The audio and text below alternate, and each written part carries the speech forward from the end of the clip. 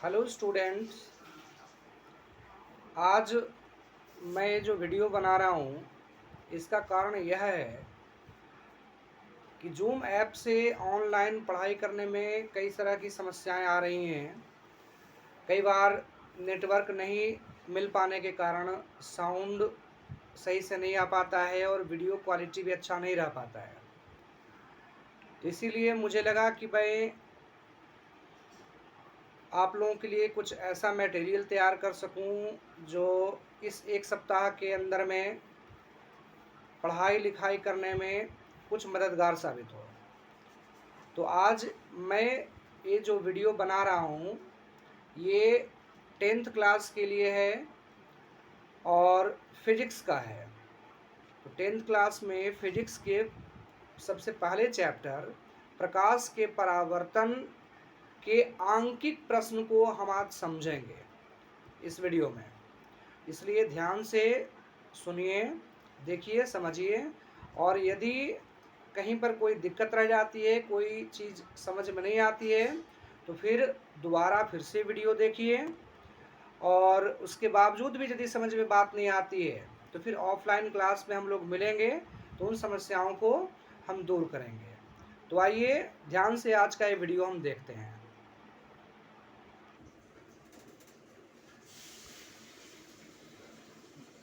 प्रकाश के परावर्तन में हमने पढ़ा था दर्पण सूत्र। संभवतः यह याद होगा आप सबको। क्या था दर्पण सूत्र में? तो दर्पण सूत्र था आपका 1/f बराबर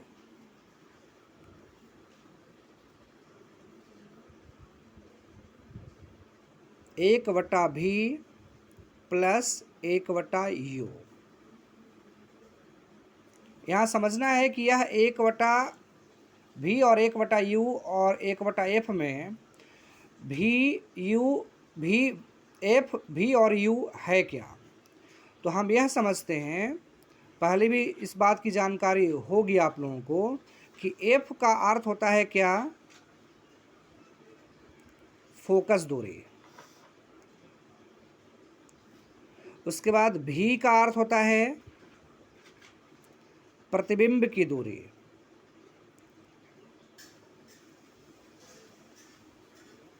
और u का अर्थ होता है वस्तु की दूरी। ठीक है। पिछली कक्षा में हमने चिन्ह परिपाटी को भी पढ़ा था। चिन्ह परिपाटी क्या है? दर्पण में जितनी भी दूरियां ली जाती है वह सब उसके ध्रुव P से ली जाती है। उदाहरण के लिए यदि हम देखें, यह अवतल दर्पण है। अवतल दर्पण में यह P हो गया।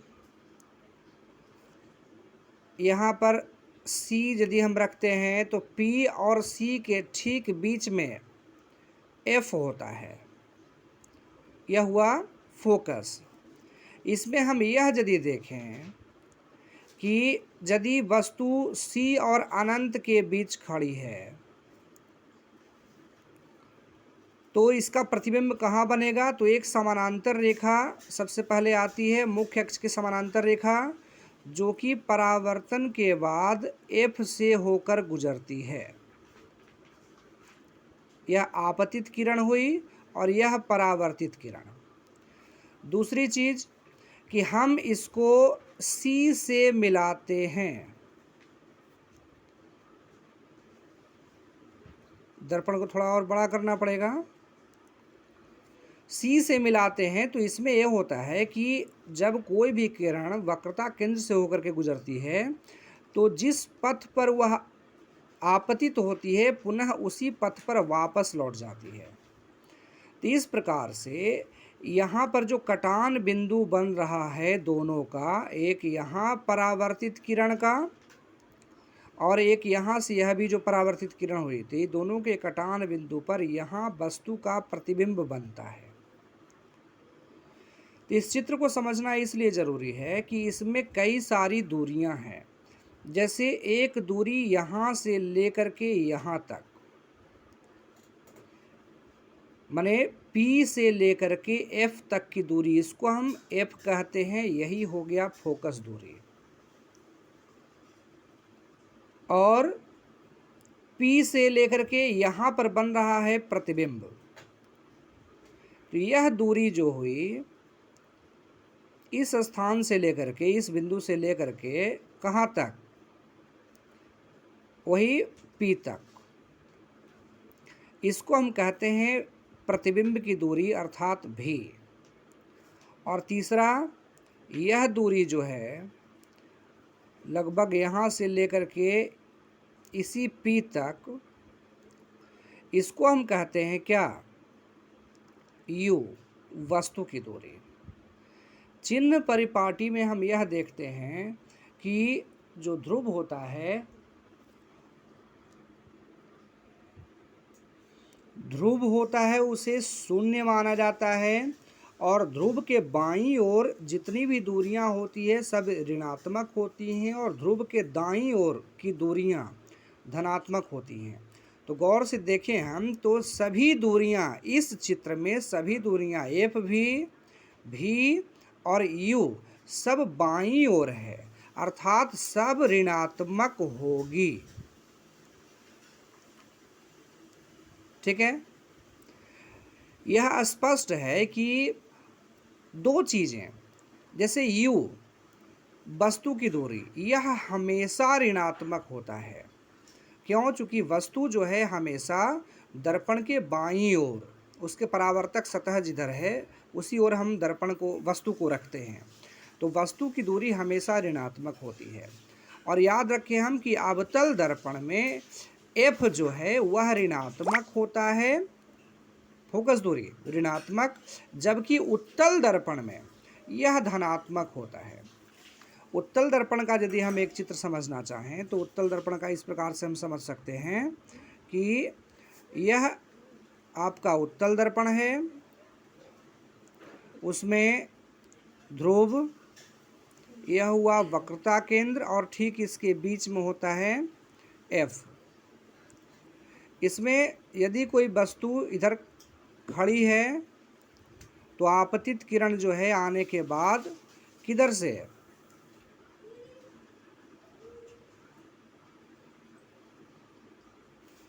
F से होकर के गुजरता हुआ प्रतीत होता है, अर्थात यह किरण तो इसी ओर परावर्तित हो जाती है। परंतु यदि इसको हम C से मिलाएं तो C से मिलाए जाने का जो नियम है उसके आधार पर क्या होता है कि C की ओर यदि कोई किरण आपतित होती है तो पुनः उसी पथ पर वापस लौट जाती है। तो इस प्रकार से ये जो कटान यहाँ पर हुआ दोनों किरणों का, तो यह वस्तु का प्रतिबिंब बनता है। तो यहाँ पर हम देखें तो यह हो गया हमारा क्या, प्रतिबिंब की दूरी भी। यहाँ पर यह जो दूरी हुआ, यह दूरी है वस्तु की दूरी U, और पुनः इस दूरी को हम देखें तो यह दूरी हो गया आपका फोकस दूरी अर्थात F। तो इस चित्र में क्या है, U ऋणात्मक है चूँकि बाईं ओर है, और इधर प्लस में होगा, ये यदि जीरो रखें इधर माइनस और इधर प्लस, तो U माइनस में और V प्लस में और F भी प्लस में। तो यह देखा जाए, इस बात को याद रखना है कि उत्तल दर्पण में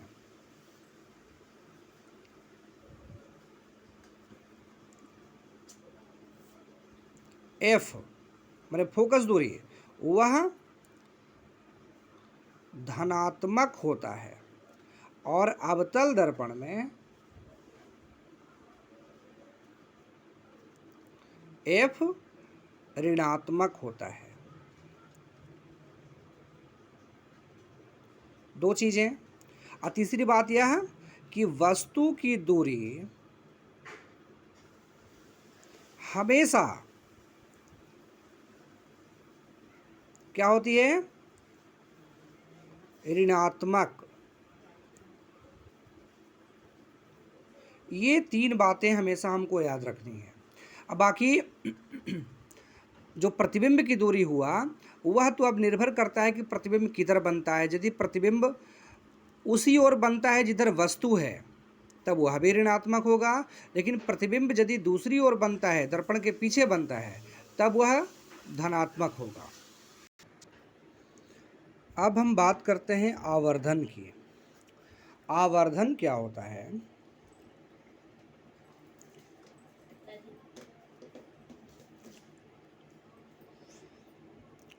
आवर्धन को m से सूचित किया जाता है और आवर्धन बराबर होता है प्रतिबिंब की ऊंचाई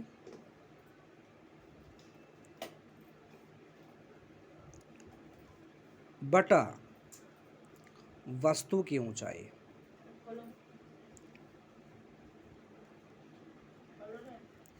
आवर्धन का एक और व्यंजक होता है।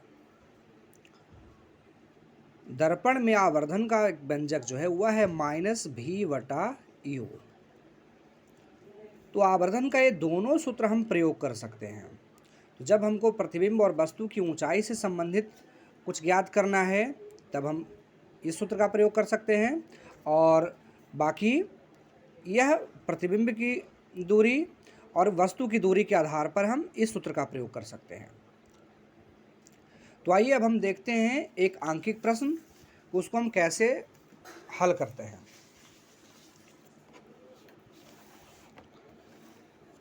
जैसे एक आंकिक प्रश्न हम लेते हैं, एक 5वां प्रश्न, कि एक अवतल दर्पण से 20 सेंटीमीटर की दूरी पर 2 सेंटीमीटर ऊंची एक वस्तु को बिंब भी कहते हैं, बिंब रखी गई है।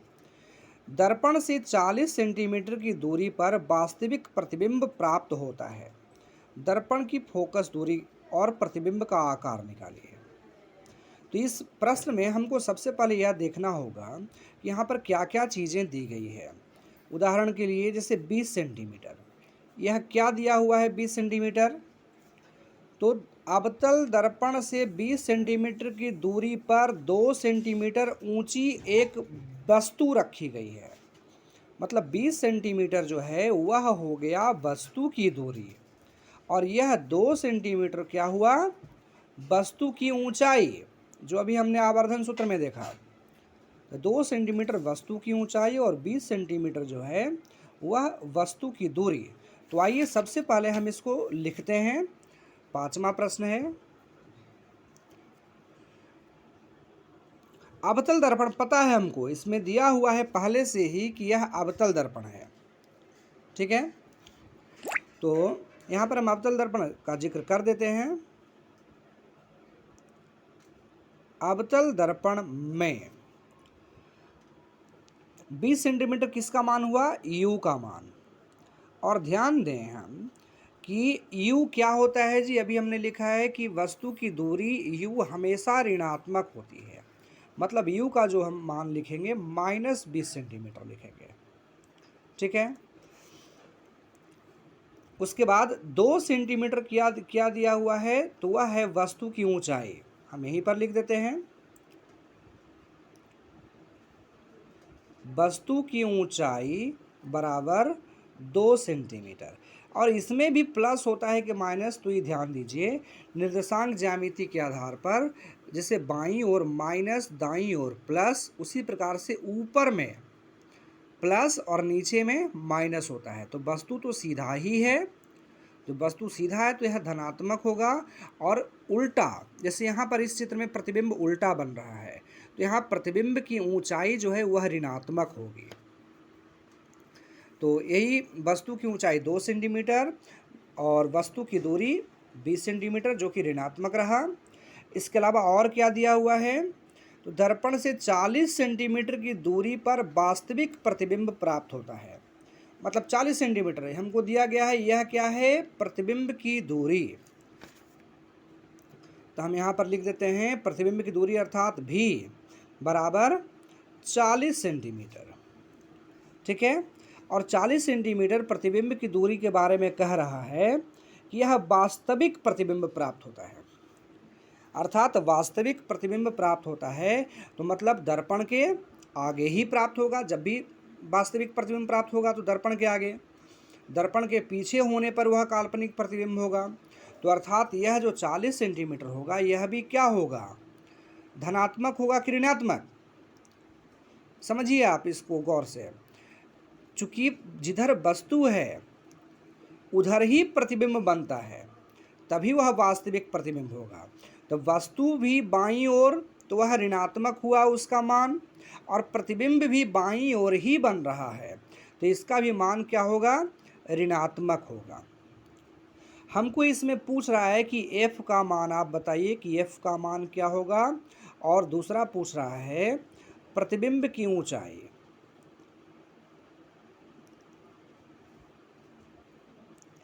बराबर व्हाट, ये दोनों चीज़ें हमको ज्ञात करनी है। तो आइए सबसे पहले हम दर्पण और आवर्धन दोनों सूत्र का प्रयोग होगा, लेकिन सबसे पहले हम दर्पण सूत्र का प्रयोग करते हैं।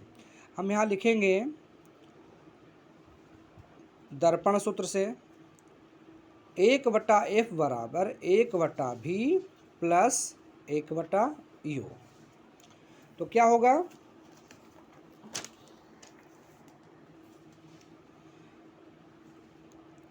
1/f हमको नहीं दिया हुआ है फोकस दूरी, तो 1/f बराबर 1/v, v का वैल्यू दिया हुआ है -40 सेंटीमीटर, तो यहाँ पर लिखते हैं -40 सेंटीमीटर प्लस 1/u, तो u का भी मान दिया हुआ है -20 सेंटीमीटर, तो -20 सेंटीमीटर या 1/f बराबर, यह ऋणात्मक जो चिन्ह है यह ऊपर चला जाएगा -1/40 सेंटीमीटर, और यहाँ भी यह ऊपर जाएगा। तो ये इन दोनों निशानों को मिला करके हम एक निशान कर देते हैं, प्लस माइनस माइनस होगा 1/20 सेंटीमीटर। अब देखिए इसका सीधा भिन्न का जोड़ घटाव वाला नियम हम उपयोग करेंगे। एलसीएम हो जाएगा यहाँ पर 40 सेंटीमीटर, एक बार में कटेगा तो ये हो गया -1, लेकिन यह 2 बार में कटेगा तो यहाँ हो जाएगा -2। तो क्या हो गया, 1/f बराबर -3/40। ठीक है जी, यह 1/f का मान हुआ। तो f का मान कितना हो जाएगा, 1/f का मान इतना। तो हम या चाहें तो यहाँ पर क्रॉस मल्टीप्लिकेशन भी कर सकते हैं, या इसको हम उलट सकते हैं। f बटा में इसको ऊपर कर देंगे तो यह भी उलट जाएगा, तो f बराबर कितना हो जाएगा, -40/3। ठीक है, तो 3 से हम यदि भाग देंगे 40 में तो हो जाएगा 13 तिया 39, मतलब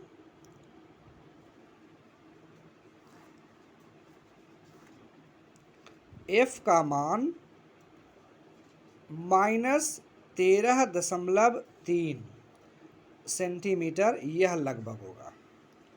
ठीक है, तो माइनस मान क्या बताता है, f का मान हम 13.33 सेंटीमीटर ही रखेंगे, f का मान वही 13.3 सेंटीमीटर, लेकिन माइनस निशान बताता है कि यह कौन सा दर्पण होगा, तो अवतल दर्पण। जबकि अवतल दर्पण पहले भी इस प्रश्न में दिया हुआ था, जो हमने ऊपर में लिखा हुआ है कि अवतल दर्पण में, और यदि नहीं भी दिया हुआ रहता, वस्तु की दूरी और प्रतिबिंब की दूरी रहता दिया हुआ केवल, तो यहाँ जो हमारा मान आया माइनस में रहता आया, तो इसके आधार पर हम यह कह सकते थे कि यह दर्पण कौन सा दर्पण होगा, तो अवतल दर्पण होगा। अब चलिए हम आगे निकालते हैं कि भाई प्रतिबिंब की ऊंचाई क्या है। तो प्रतिबिंब की ऊंचाई के लिए हम सूत्र का प्रयोग करते हैं, वह है आवर्धन का सूत्र। तो अब आवर्धन m बराबर, इसमें दोनों सूत्रों का हम उपयोग कर सकते हैं, कर देते हैं। क्या है हमारे पास सूत्र, प्रतिबिंब की ऊंचाई बटा वस्तु की ऊंचाई बराबर, इसी में हम दूसरा सूत्र भी दोनों को समानांतर रख देते हैं, -v/u, इसको भी रख दिया -v/u। तो अब देखें हम, प्रतिबिंब की ऊंचाई तो हमको दिया हुआ नहीं है, तो हम सीधा वही लिख देते हैं, प्रतिबिंब की ऊंचाई बटा वस्तु का ऊंचाई दिया हुआ था, वस्तु की ऊंचाई 2 सेंटीमीटर, तो यहाँ इसको हम 2 सेंटीमीटर रखते हैं। और भी और यू इन दोनों का वैल्यू दिया हुआ है। भी का मान -40 सेंटीमीटर, तो यहाँ पर हम देखें भी के आगे माइनस लगा हुआ है, तो हम माइनस देंगे। और भी का मान माइनस में है, तो दो माइनस हुआ, ये तो सूत्र वाला माइनस हुआ।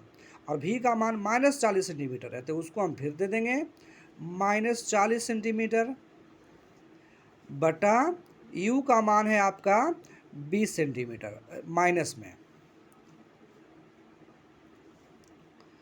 तो यदि हम देखें इसको अब कैलकुलेट करके, तो क्या हो जाएगा, प्रतिबिंब की ऊंचाई बराबर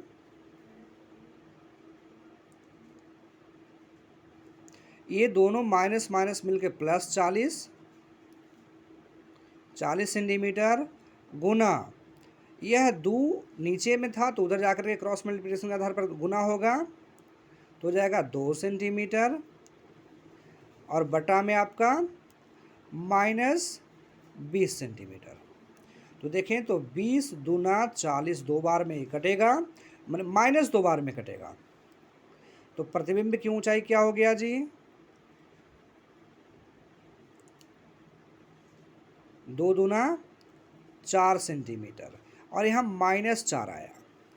तो प्रतिबिंब की ऊंचाई हम 4 सेंटीमीटर ही लिखेंगे, लेकिन माइनस निशान क्या बताता है कि प्रतिबिंब उल्टा है। यदि प्लस रहता तो हम सीधा समझते, और यहाँ पर माइनस में आ रहा है, मतलब प्रतिबिंब कैसा बन रहा है, उल्टा बन रहा है। तो प्रतिबिंब की ऊंचाई हम लिख देंगे